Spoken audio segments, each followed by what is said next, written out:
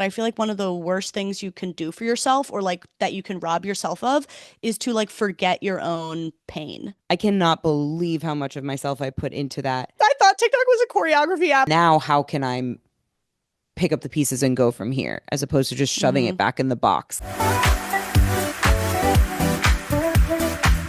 Whoa, whoa, whoa. Welcome back to Not For Everyone. This is a podcast hosted by a hater, that's me, and a lover, that's Jessica. It's Jessica. I wonder if anybody has listened to this and thought that my name like joined us late and maybe Mm. doesn't pick up on like context clues and thinks that my name is Jessica. Do you think? Your name is Jessica. Yeah, I think your name is Like Jessica. my government name. Mm-hmm. I'll go with it. You're not the only person that calls me that, so I've stopped fighting it. Okay, good. Do you have any nicknames for me? I did when we were growing up. Like I feel like people called you Winks, and Yeah, that's definitely how you were in my phone when we were Winky. in like middle school. What do I Caroline call isn't you like a now? Caroline isn't like a good name for making up nicknames. Sometimes I call you via text. I'll write or Caro, but it's Yeah. not. I would never call you those things to your face. I'm not being able to talk today. I would never call you those things to your face. They're like more textual. I call you King and BB. I call you lots of terms of endearment, but That's true. That's not, true. brother, things like that. King and BB and brother. And brother. What's up with you? I I'm wanted to so tell you, cozy. I'm cozy too. Um, okay, don't think you're the only one who's cozy. God, Okay, stop God, it's showing not a off. competition. It is a competition. What? Um, I wanted to tell you something stupid I thought of. Okay, please. This is like relevant to nothing, but I've never said this out loud. I've never said this out loud to anybody. And I was just thinking about TikTok, Sure. and I'm not one who's like quick to get on new tech. Like, what is the bell curve of The people who early adapt the adopters. yeah, early adopters, like people who are like the first people in line at the Apple store with a new phone or whatever. And then there's like, what the heck is it called? Should I look this up?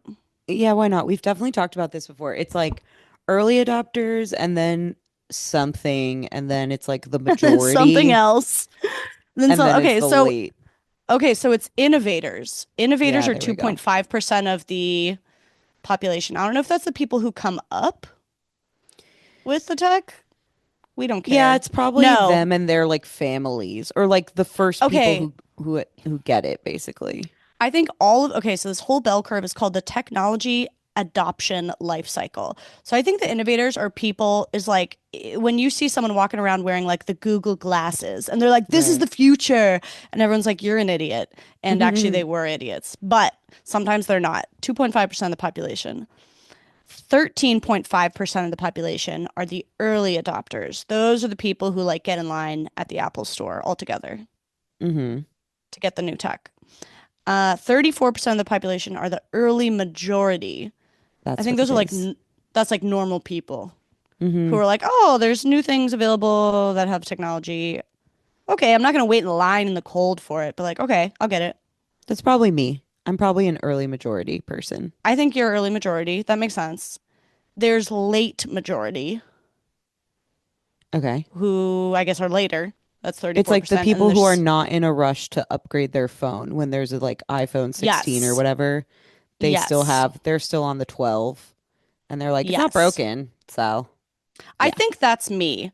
I think I'm right on the fence between late majority and the last group of the population, which are the laggards, a very derogatory name they gave them. The It sounds like laggards. biblical. It sounds like the people in the It Bible who does. have like, oh, like lepers. It sounds I like was, that type yes, of it does wording. sound like the lepers, and they're also shunned, but social pariahs of society. But I feel Right. like I'm not quite a full laggard. I think a laggard is someone who's like, why do I need anything more than a flip phone? And Yeah. it's 2016. Yeah, you do have a podcast and make your living on YouTube. So I don't think you can fully be a laggard because I know you're it's so hard for so me though. digital. But I know you I'm hate I'm it. I'm more than a late majority. I'm close to a laggard, I would say. Honestly, going through coding school, learning to code Mm. was a crazy experience. I was like, I haven't heard about any of these things and I don't care about any of them. I hate all of them. It's And so then it was all these interesting. people who like learn about that in their free time. I wish I could have been a fly on the wall to that experience for you. Like just pivoting from acting. Like there could not be two worlds that are more different than acting and Yeah, coding. And then I like think so. having known you forever, it's like obviously you're smart and you work hard. So you were gonna make it That's happen.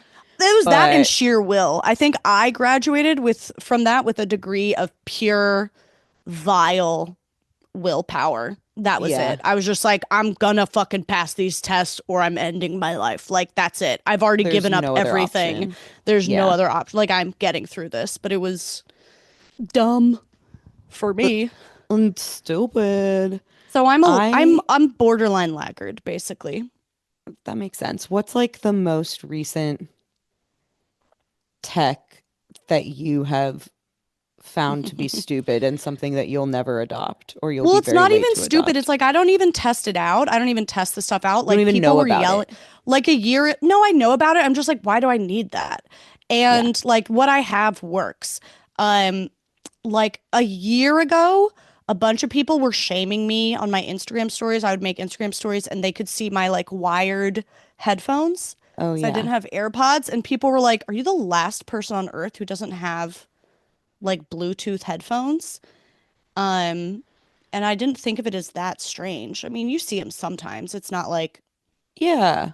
It's not like using a Walkman, but The wired headphones um, have a better microphone, I'll have you all know. So if you mm, use it a lot for like recording, stuff for Instagram maybe, or just like talking on the phone on work calls and stuff, the excellent. AirPod microphone is not as good as a wired microphone. There we go. So you And that's could not be why I more of a did it. tech genius. Yeah, you could claim that you were just like so knowledgeable about the AV of it all. And I'm so that's knowledgeable. why. So I was just, knowledgeable. I think that's a good example because it was just like, well, I have headphones and they work. It's like totally. I mean, like sort of. But then I did get some AirPods and I'm like, oh, okay. Yeah, it's nice to not have a wire. Like, okay. Yeah. Yeah. There's I feel like everybody has their things that they won't budge on. Like I Mm-hmm. generally think I'm in the early majority for tech adoption and I like to keep up with like new technology, new trends in general. Like if there's some way to improve something that I'm using regularly, I'm pretty down to like get that new Mm-hmm. tool if it's going to improve something for me. So I would say I'm more on that side of things, but there's still certain things that I won't budge on. Like right now, I'm thinking about buying a new car, and I don't even know why I decided that I'm thinking about buying a new car. Like I'm a couple weeks into researching it and thinking about it. And I'm like, what was the reason? Like, I don't know how this started. I think my dad planted it in my head or something because I actually like I have a perfectly good car and I don't understand spending a lot of money on cars and I don't Yeah. really care about like brand names of cars. I just want something that'll get me from point A to point B safely. And like, I don't want it to be ugly, but it doesn't need to be like the hottest, newest thing. And I definitely don't want to spend an exorbitant amount of money on it. So it's been a really interesting, like, that's definitely one of the things for me that I don't get spending a lot on, or I don't get Yeah. being an early adopter on. But there's other Yeah. things like my phone, which I'm on for 20 hours of a day. That's not true. I sleep a lot, but I'm on for a long I'm on for most of the day that my phone, I'm like, yeah, I'll update that all the time because I use that for Yeah. everything, you know? Okay, see things like that. I'm like I never get excited about a new phone coming out or like I never do the update, the software update until my phone is breaking because I'm Oh, like is this going to make my life better? Like no, it's not. A phone it update has doesn't. never made my life better. A new like having an iPhone, I don't even know if you can argue that's made our lives better. It's made them faster. Yeah. But like but I have the iPhone. And so it's like one more iPhone. I'm just like never sold this is going to improve the quality of my life. And so No, instead, and I it spend like definitely doesn't. hours of the day like denying the software update requests. Yeah, the problem with the software update is that sometimes like mo mainly the reason to update your software quickly is because I sometimes they know. pass out new emojis and like if other people have the emojis before you do, that's pretty embarrassing. I That's feel like funny. that's been my main reason. But yeah, I don't actually mean quality of my life. I mean things like that. Like, oh, I need to The be able to emojis. use the new emojis or like, Yeah. yeah, access Instagram faster, which of course I don't need that. And that's definitely in the grand scheme of things, a negative. But I guess I can just like sell that stuff to myself more Yeah. because I I use mean, it if so you're readily. using it, yeah. I mean, Yeah. I'm not saying my logic is actually logical at all. I'm just like a stubborn, lazy bitch. All We of just this is got, to say oh, what? yeah. Oh, wait. Did you not even get to say the thing that you were going I to didn't even say? get to the thing. Look at us turning nothing Wow. into something. What I wanted to say, and won't be that interesting, but I need to confess it and get it off my chest, is that when TikTok, I was gonna say when TikTok first came out, but it had not just come out. It'd been around for a bit, like a year or two, that TikTok was like in the zeitgeist. I don't know. Okay. This was like 2021. How long had TikTok been around? Yeah, probably like 3 years or something, but I don't think Okay. it, I mean, no, I'm sure it had been around even longer than that as an app, but like been very popular. Yeah. Yeah, 2 or 3 years. Okay. It definitely People were blew up at the talking about beginning it of of the COVID. pandemic. Yeah. So this is like mid 2021 because I'd already like was going through my breakup and had moved home and was living in my parents' house. And I was like, I'd been hearing people talk about these TikTok dances and like, oh, TikTok dances. Everybody's doing TikTok dances, TikTok dances. And I was like, I want to do one. And I had never downloaded TikTok before. And I was like, someone just broke up with me. Like, my whole life's in the toilet. This is a pretty That good time to is start doing some TikTok dances, honestly. 100%. Yeah. And so I downloaded TikTok and I just thought from the ways people were talking about, like, oh, I learned to do a TikTok dance. I learned to do a TikTok dance. I thought what it would be is that you opened TikTok and you could select a dance and there would be like on screen, like an on screen step by step tutorial. Like that was just like without doubt what it was in my head. Like it was a almost like dance karaoke and it would like show you the That would be dance moves and it sick. was like part of the program, like part of the programming of TikTok.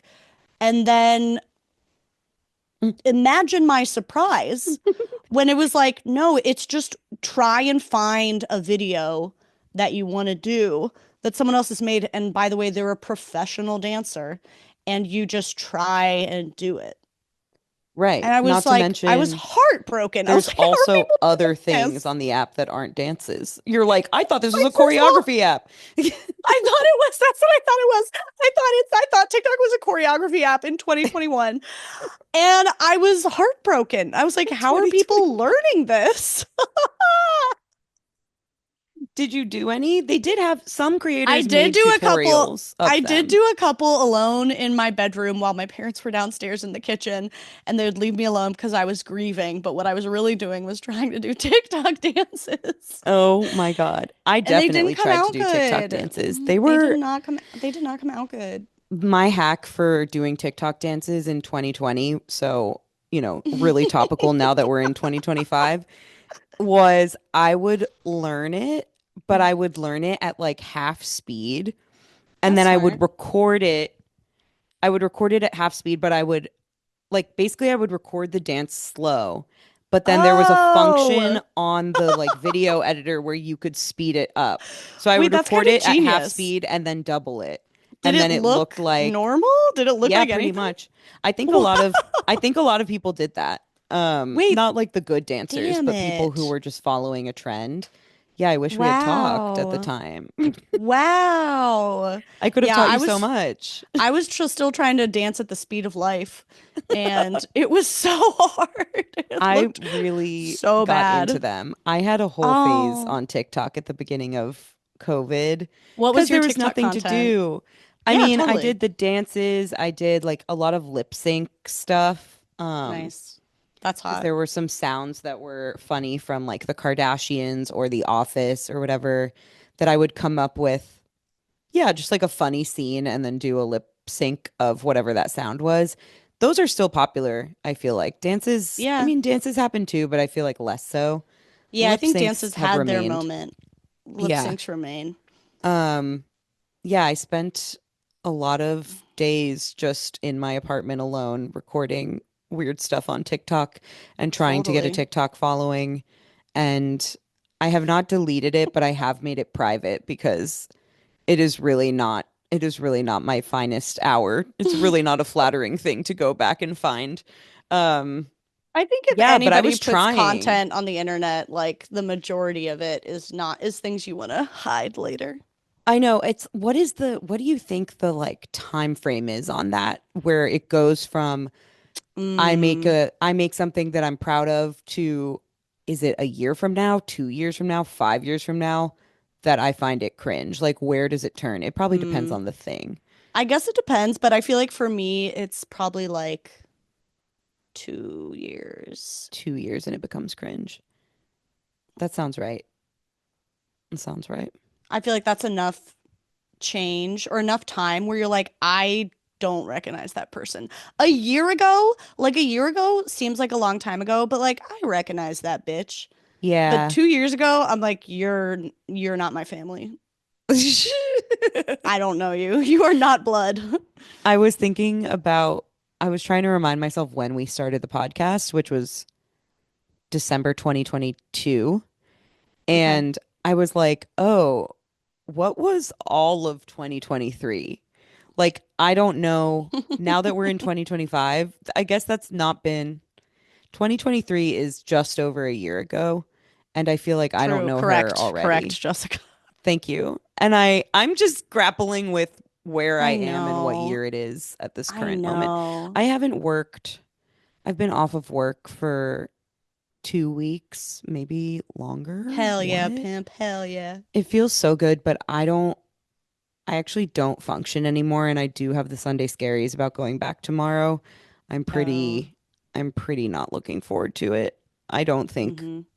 I don't think I can do it. I did write myself a note. You don't think you can do I it? don't think I can do it. I, I think it's going to be really hard for me. I wrote myself a note Mm-hmm. on December 23rd, the last day that I worked. Today, as we Mm-hmm. record, it's January 5th. That was like things to do the Monday you get back. So I'm really proud of my past self for thinking about my future self and giving me like a Hmm. blueprint basically for what my Are they first day needs to be. work tasks or Yeah, it's like work tasks, but I okay. mean truly I don't remember like what the projects were that I was in the middle of. Like I have Yeah, blacked it all out over the last couple of I weeks. know.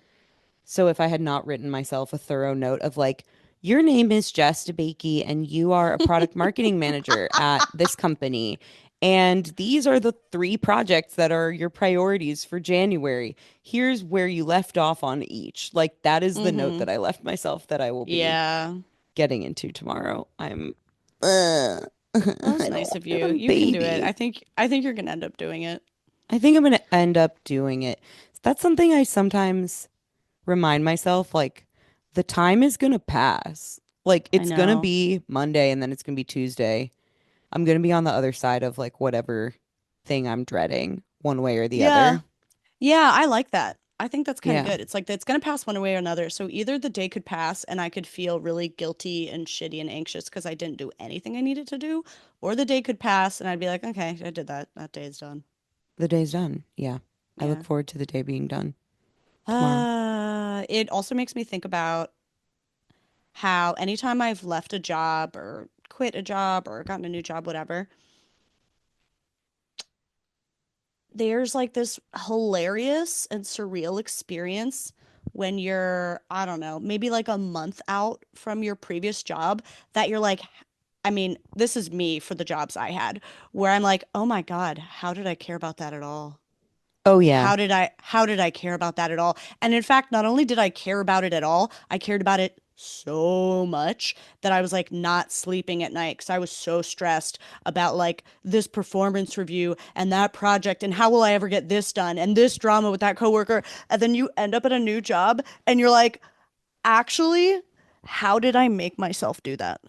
How did Yeah. I make myself do that? And I do think there's some degree of literal like survivor's instinct when you're in a job and you have to do it because we all have to work jobs we don't like to survive at times.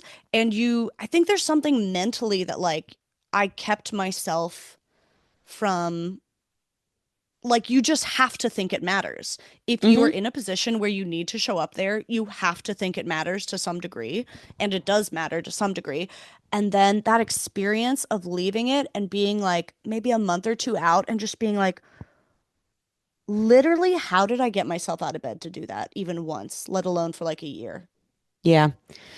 Yeah, I definitely know the feeling you're talking about. I mean, at this point, I feel that feeling like while working. Like sometimes I Yeah. will be so wrapped up in a problem at work or some team dynamic or some like something I have to do, and I'll catch myself maybe in the evening when I'm unwinding from the day, and I'm just like, like why did I care that much earlier today on that call? Or I'll I just hear know. myself on a call or like read an email that I wrote or something, and I'll be like, who the fuck? Like, why does she care that much? This is insane. You are doing such a good job playing the role of somebody that cares about this because I started to believe that I cared about it. Like I myself started to believe it.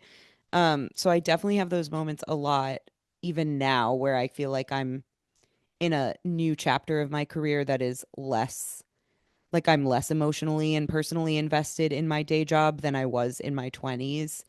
Mm-hmm. So, but I still fall into the same thing because if you're going to Mm-hmm. spend your days doing it, Totally. there's a level of like engagement in it that you have It makes it yeah, easier to to be survive. okay. It's going to If be you're worse if you hate every second. yes, Yeah. if you hate every second and you're upfront with yourself, I do think it's like a survival mechanism that your Yeah. brain does. Yeah. It Yeah. makes me also think of something slightly different, which is in college, I was in a cappella, and my a cappella group was my whole life. Whole life. I mean, I did not care about my classes in college. I Mm. was there to like make this a cappella group the best thing ever. And all my best friends to this day are from that a cappella group. And I do think back on it and like, obviously, that's something that I enjoyed. It involved a passion of mine. It was with people that I loved. So it's not even, I can't even compare it to like a day job that you don't really care about.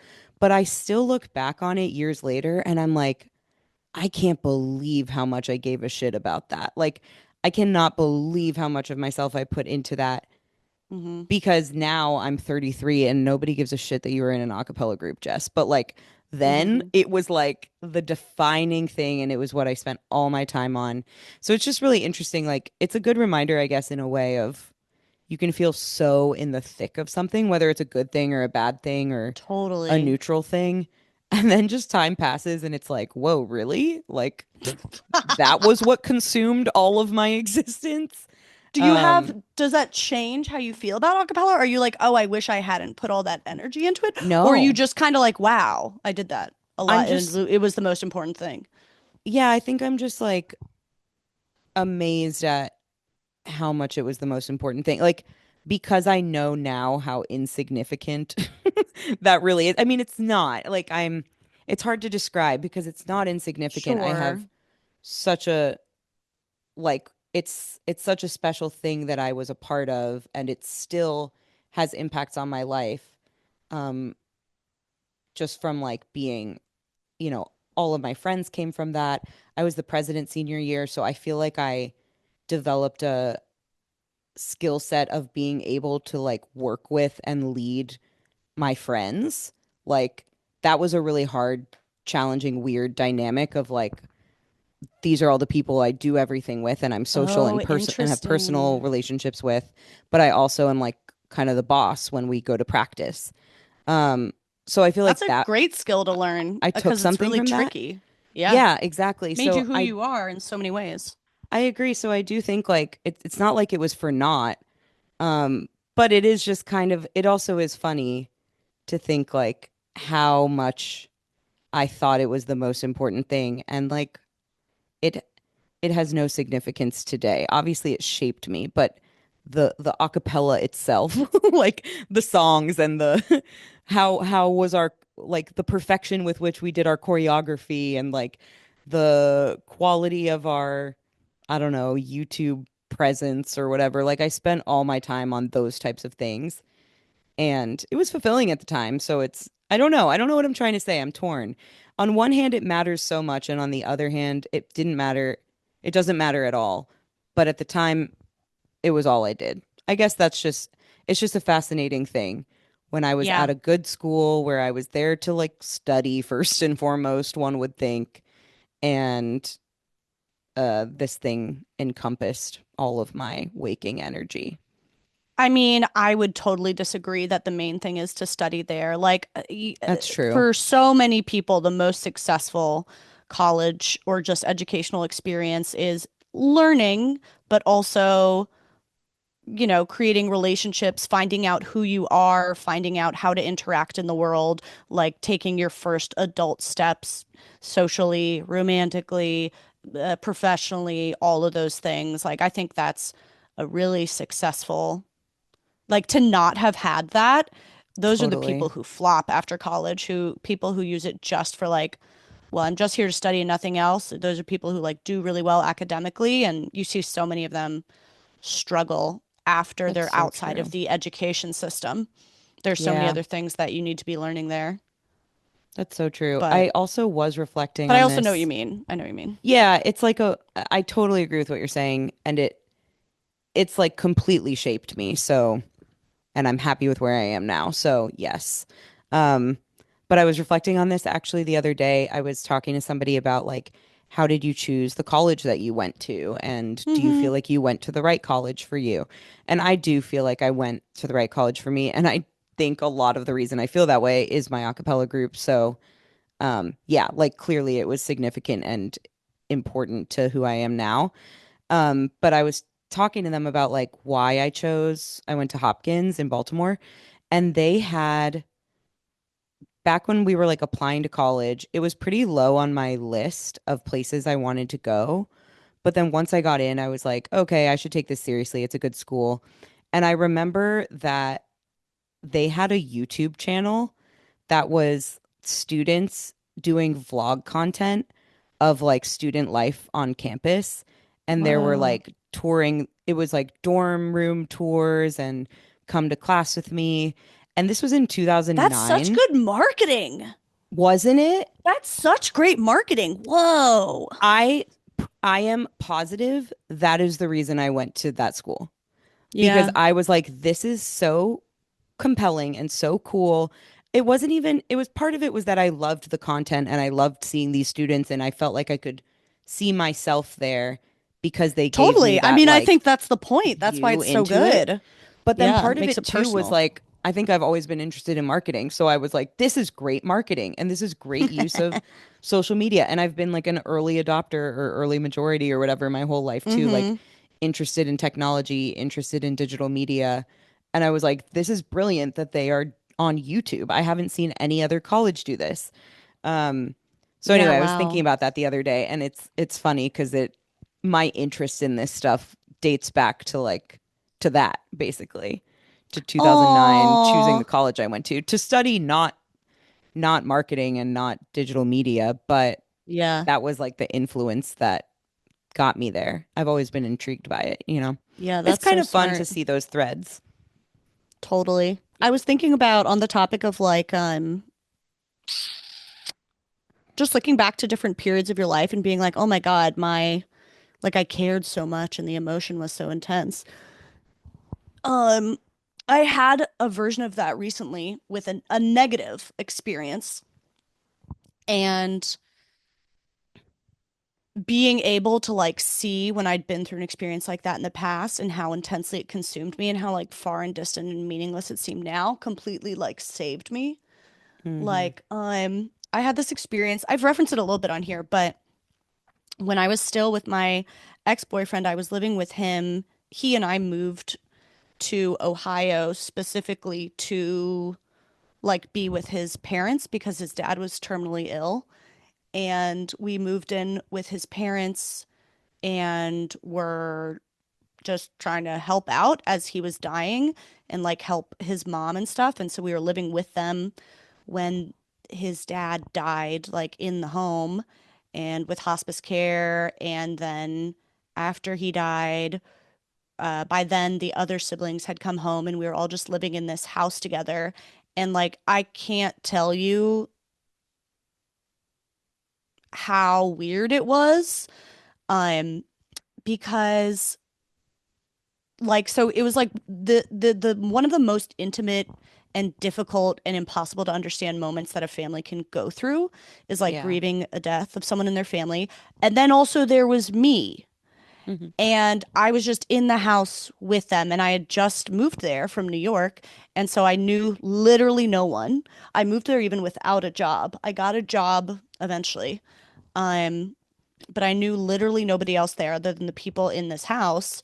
And I was just like there with them, like not sure what to do while they were going through some like the most horrific days they'll ever go through, grieving. And like the number one thing it was like for them, it was obviously horrible.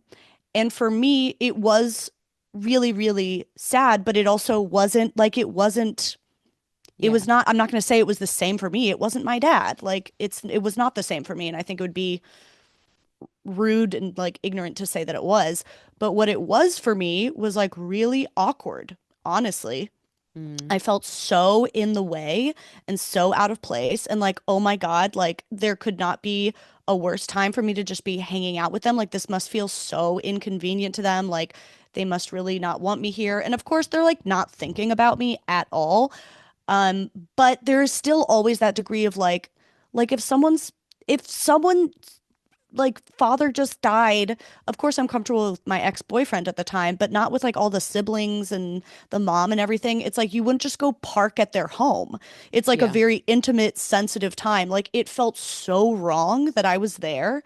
And it was just I can't fully describe it. Maybe it's hard to imagine if you haven't been in this position, but like it just felt like so inappropriate that I was there. And it felt really awkward and it made me feel like I felt so out of place. I didn't know what to do and I like couldn't help and like everyone's grieving in their own ways and they just want to be left alone anyway. And then I'm just like fucking there. Just like in all these intimate moments, like with these people going through the hardest thing they might ever go through, and I'm just there. And like it was also so bizarre watching grief up close, so up close, but not actually being in it. It's not quite my grief. Like Yeah. I knew this man, but it is not quite my grief. It is not the same for me as it is for my boyfriend, my ex-boyfriend, obviously. And like I was so up close to it, but just kind of watching it. It was like I cannot describe fully how strange it was. And that's not to say like I didn't have so much empathy for what is happening, but then it's like weeks and weeks and months on end. It's not a few days. This is weeks and months. And then you're just like, I really feel like I'm in the way. This is pretty strange, and I have nowhere to go. And I'm sure they hate this. And it just felt so strange. And I was like, it kind of drove me crazy how weird it felt and like how wrong it felt and how out of place and just in the way I felt. Um, and it was really consuming at the time. And I just felt like I was like Mm. drowning in the sense of not knowing what to do, like being so close to people who really needed help, but also not being able to give it and just being in their way. Like it was a horrible feeling. And I remember so vividly like how overwhelming and kind of stumping that feeling was. I was like, what am I supposed to do? What is the way out of this? Like, what should I do better or differently? Or how should I interact differently? Or where should I be? Or what should I say? And it was just a completely overwhelming feeling. And then it passed, you know, eventually it ended. And looking back, it's been years now. Looking back, I can just be like, yeah, you just don't have to do anything. Like it almost like doesn't really matter. Like it's gonna come and it's gonna go. And like it just feels really strange and then like there's not that much to do about it and there's Yeah. kind of like this peace and ease I can have about it now. Of course, like that's probably what people think hearing me recount it is like, yeah, of course there's nothing to do, like it's just a weird time, like be relaxed. But when you're in it, like it felt really really bizarre. And Totally. then recently I was in a situation again, like intimately in a family's home and just feeling like I'm not supposed to be here. This is so uncomfortable. Like, they definitely need me to be gone. Like, I don't even think they like me, la, la, la, la, la. And just like, I started spiraling, worrying, this feeling like of being out of place. And I just like started spiraling on it again.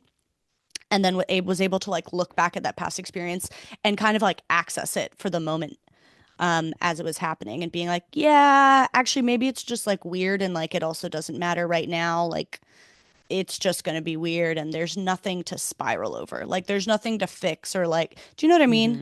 Yeah, I do. Yeah, I don't know. That was like my recent version where I was like about to be eaten up by the intense emotion and stress and worry and fix it and what's going on.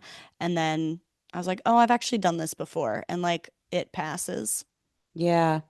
That's cool that you were able to catch yourself and say that as opposed to leaning into the trigger because it's also that's what it is. It's a trigger. It's like, oh, I've Yeah, been in a yeah. similar situation to this before and my body knows how that felt. My anxiety and like trauma and like stuff held within me deeply knows how that felt. It would be very easy to bring up those feelings, but to be able to then say like, no, but also remember that that passed.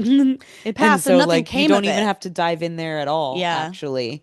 Like that's a big thing to be able to do. hmm I I feel feel like like I've one of gotten the better at that lately.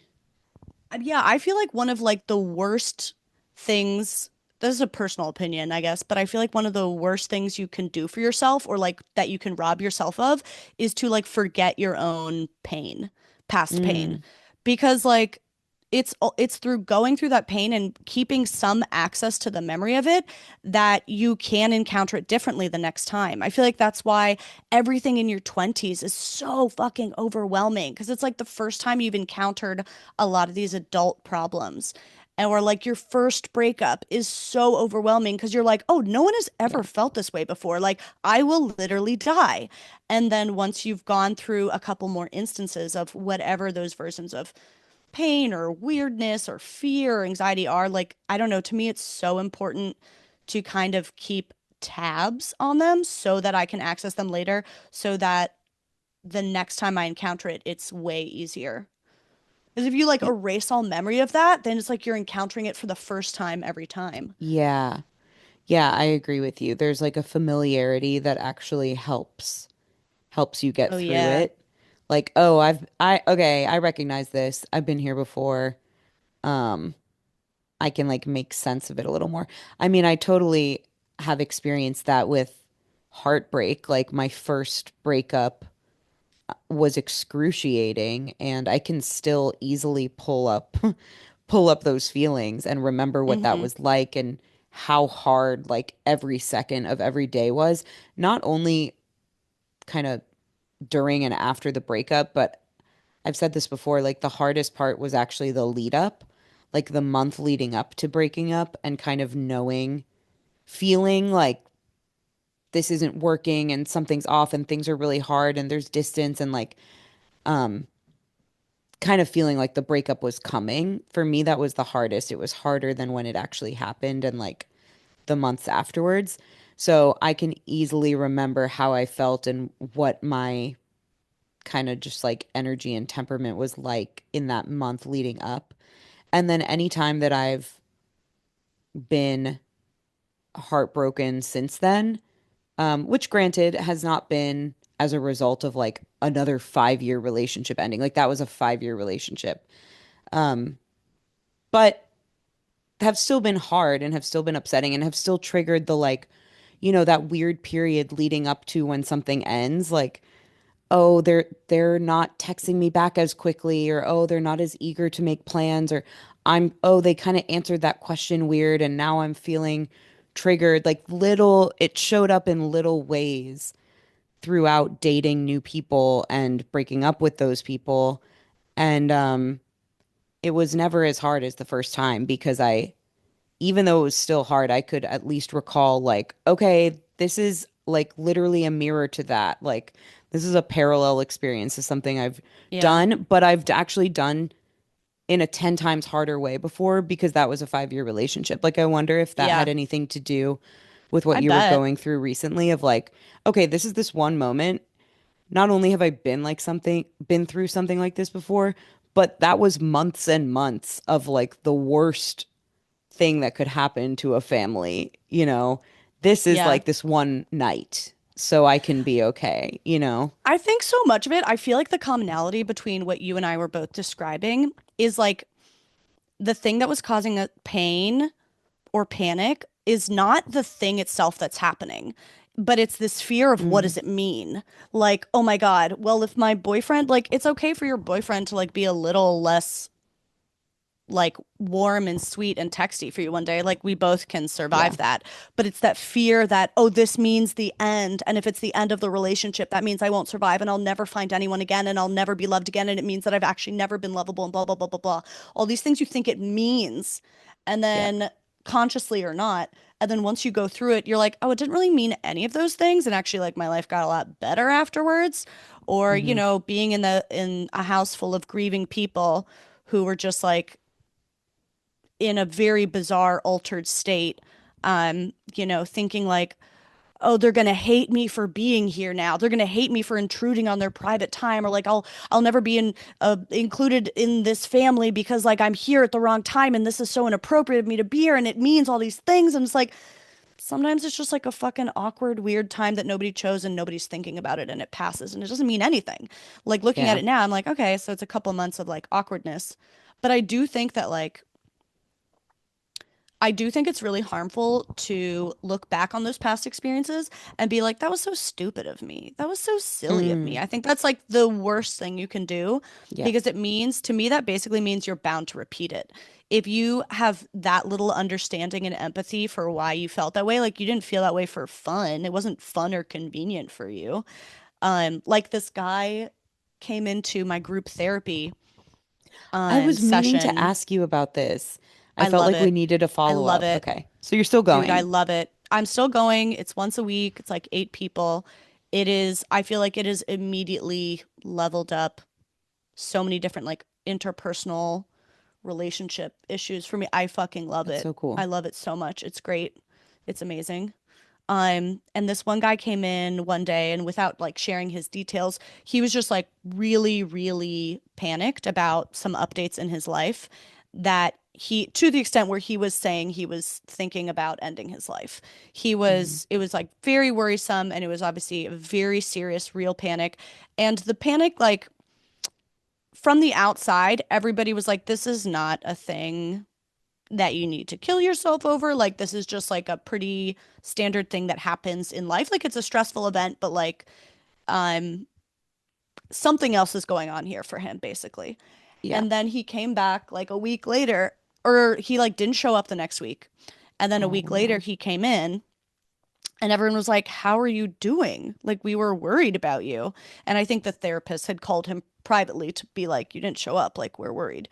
And he was like, "Oh, yeah, I'm okay. I feel bad for like, making such a scene that week. Like everything like worked out and I just feel so silly for like I don't know what was Mm, wrong with me. It was so stupid of me." And I even said to him, I was like, "No, like it wasn't stupid of you. You felt that way for a reason.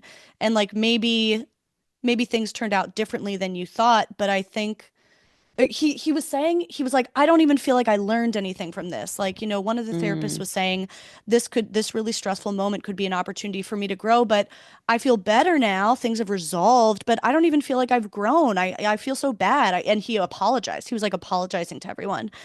And I was like, if you're interested in the growth, I feel like the growth is very dependent on you having empathy for, or just even understanding why you felt so extremely about this event. Like, okay, you can look back and say, like, that emotion was not necessary for that event, but there was a reason. And maybe the reason is some party relationship with your dad. Maybe it's your relationship to money. Maybe it's a complex you have. Like maybe it's your sense of self-worth, but there is a reason. And if you can't like get in touch with what that reason was, then you're going to feel the same way next time a normal life event happens. If you hmm. can't have empathy for like I felt that extreme way then, because what happens instead is like the next time a life event happens and you panic, then you're like, "Oh, but this one's for real. This one's worth it. This time my stress is earned." And it's like it was earned to you the last time too, but you just can't remember why. Anyway, I don't know why I'm Yeah, rambling, but no, you're not. That I liked hearing about that. It's making me think of some of the work that I've done in EMDR therapy, um, which is basically about like rather than quieting those anxieties that live inside of you that get triggered at certain moments and being like, hey, like, go away. Like, it's fine. Nothing to see here. Go away. Um, Rather than doing that, like letting them come forward and like basically just letting yourself feel the thing you're feeling, not telling yourself, oh, I'm stupid for feeling that way, or I'm overreacting, or that's not a valid feeling. Just like go away. I'll just like move past this and brush past it. It's like, no, actually, like let it come forward and look at it and understand it and see why it's there and what it's trying to tell you. mm-hmm, And like that kind of being the only way that you can actually long term move past it.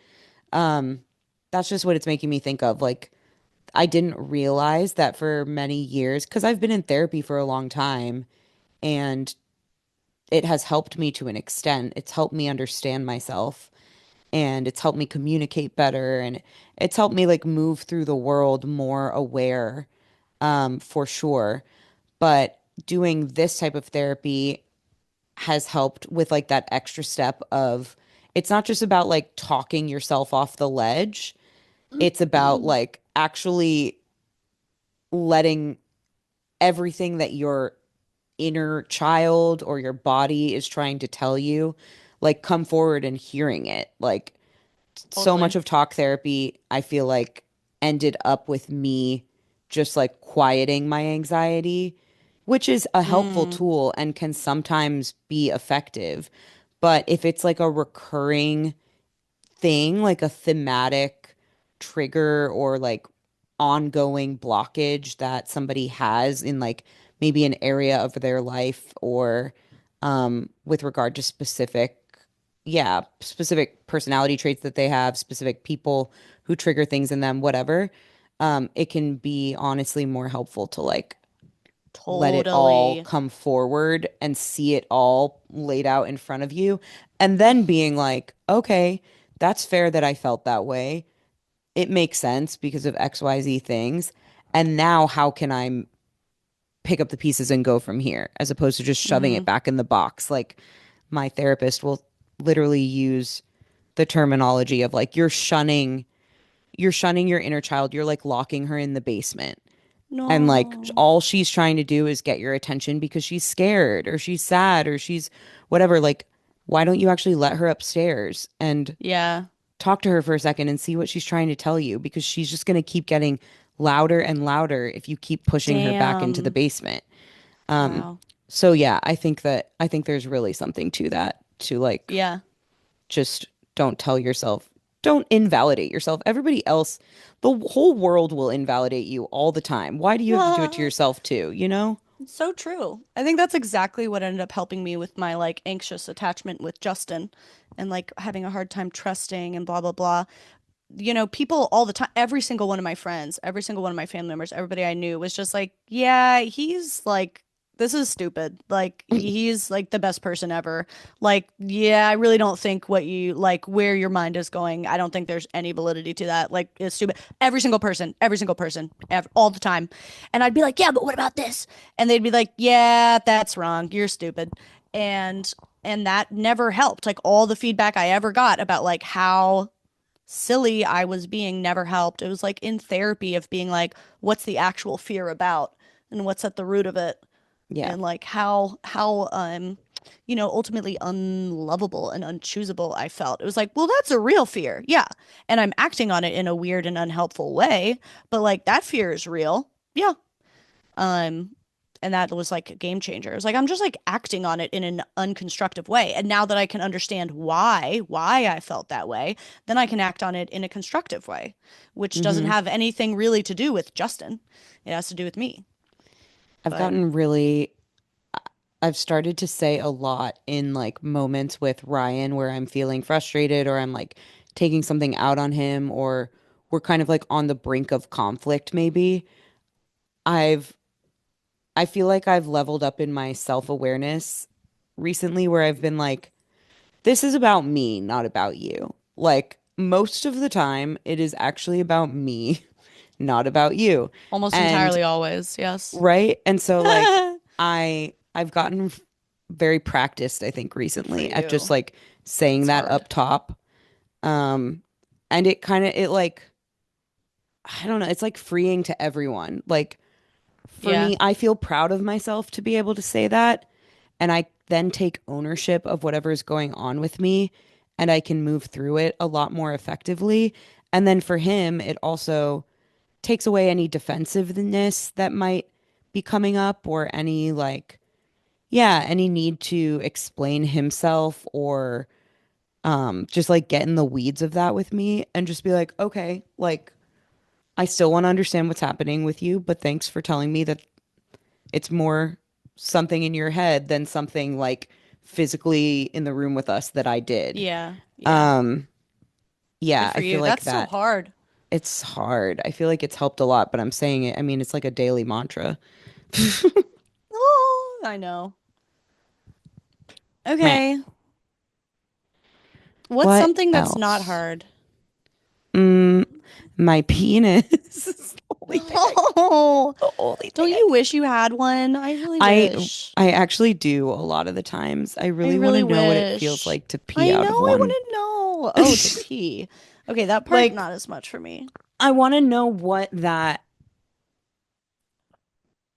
yeah, what stuff coming out of it, both types of stuff, feels like as the first person ejecting the Okay. stuff. You Okay. hear me? Yeah. Yeah. Yeah. I'm not as interested in the secretions. I'm No, more interested in the rubbing. in like understanding the best way to rub, or what do you mean? Just what does it feel like? Oh, okay, okay. Yeah. Well,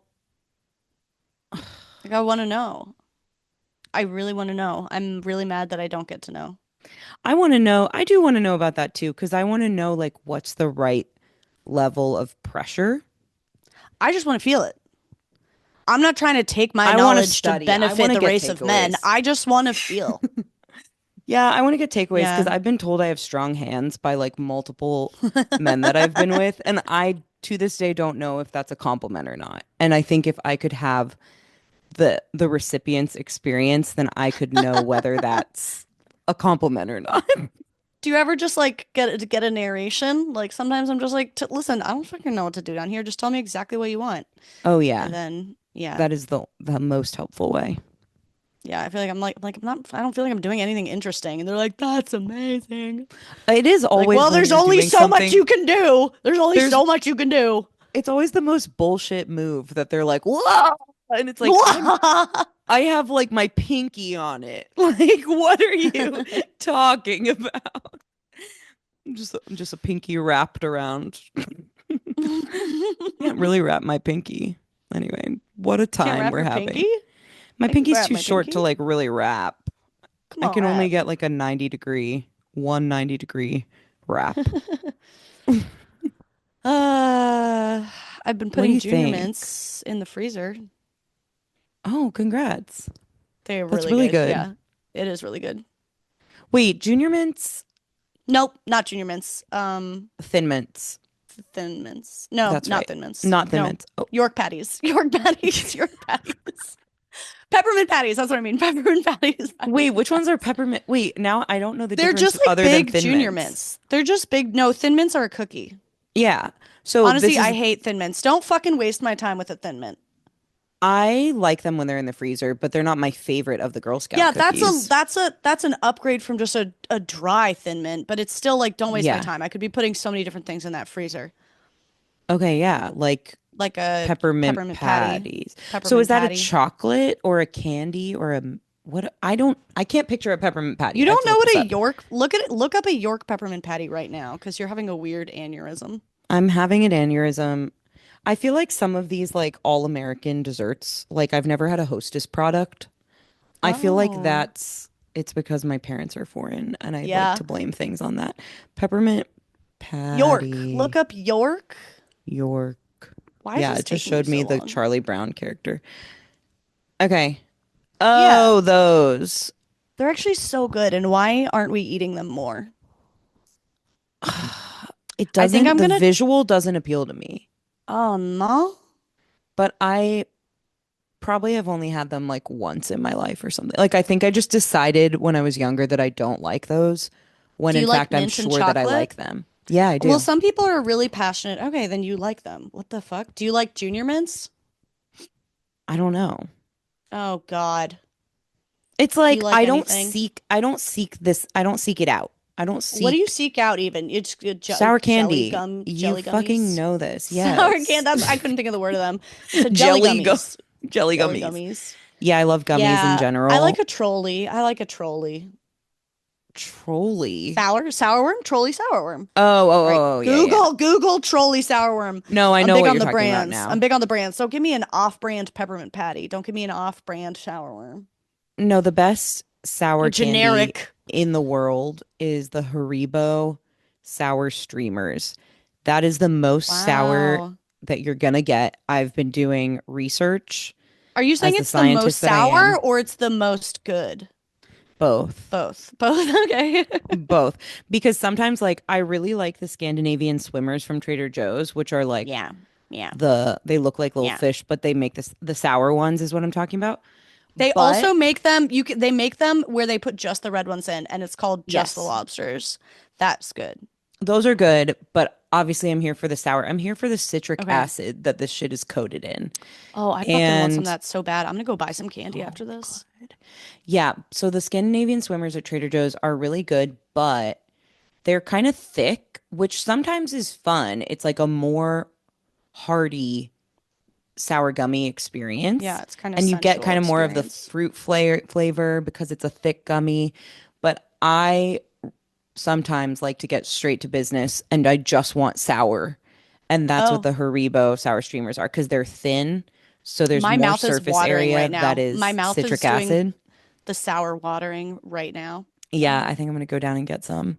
It has really worked, by the way. I talked about this on the podcast a few months ago, how I've started to stock my home with all of my vices, Nice. so that it becomes less like forbidden, basically. Mm-hmm. So I have tons of sour candy. I have tons of Diet Coke. I have just like all my favorite things available to me whenever I want. And I'm not overdoing it at all. It's just like Love a healthy it. relationship with food. What? I think it takes a little while, yeah, to even if you try this and you immediately like you have this very off limits relationship to like Reese's Pieces. I did. And then you stock your home with Reese's Pieces. It's like they do it the It takes a relationship minute. doesn't change immediately. It takes a while to be like, these have been like regularly in my bloodstream. Once they're regularly in your bloodstream, like I'm eating Reese's Pieces every day. I'm not eating a lot of them, but I have them every day because they're in a drawer in my living room. And that way I'm never like lusting after them. Hmm. They're always in me. Yeah, I think for the first few weeks with the sour candy, I was eating a lot of sour candy because I was like, oh, it's here and I'm going to eat it all now. Yeah. But then after like week 2 or 3, it became more normalized that they were there. And so now I actually haven't had one in like a couple weeks. And I Okay. feel, but I could have it whenever I Oh, want to. yeah, you could. I can't. I don't have any. I want some of those. You should go get Here's a some. question. Can I tell you something I've been meaning to Google, but I haven't Googled? Yeah. Okay, I want to Google. I don't know the answer to this. I want to know how much it would cost in yarn to knit a sweater, like just a basic sweater. Like, how much would the yarn cost How be? much would the yarn cost? I know nothing about yarn costs, Me but I know neither. that everyone is getting into knitting and crocheting this winter. Oh, just recently? I thought everyone was already into it and I was late. A lot of people were already into it, but I feel like now, literally this week, I've heard like 3 new people talk about it who have never What the talked about fuck? it before. I mean, honestly, okay, I'm gonna look it up because I have been looking at some hand knitted sweaters and they are so expensive. And I'm not offended by that because we need to pay people for their craft. But I could also pay me for my craft. Mhm. And someone also said that it's kind of expensive. Just to So, buy the raw materials, you mean? yeah, like it's like all crafting materials is kind of fucking expensive these days. Okay, do you want Um, to make a guess and we'll see? okay. So one One standard basic size sweater. ball of Not a yarn. ball, Oh, not a one ball, because sweater. I don't know how many balls go into a sweater. Okay, okay. So we're saying for the whole sweater, Yeah, how a much does basic that sweater, yarn cost? knitted. Like, how much do that yarn cost? How much it cost in yarn?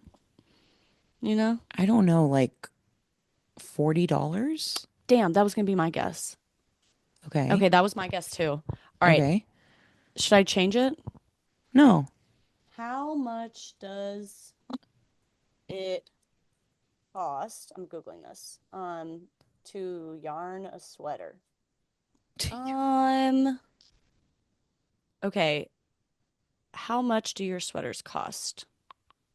Oh, Reddit has a poll on the Perfect. knitting community. What is your average yarn cost for making a long sleeve sweater for an adult, for yourself or someone else? 77 people said less than $50. Okay. 189 people said 50 to $100. Huh. 118 people said 100 to $150. And then like 60 people said 150 or more. So we can basically call it 100, 100? Yeah. Yeah, but that's I more guess than it I thought. depends on the type of yarn because there's different types of Yeah. wool.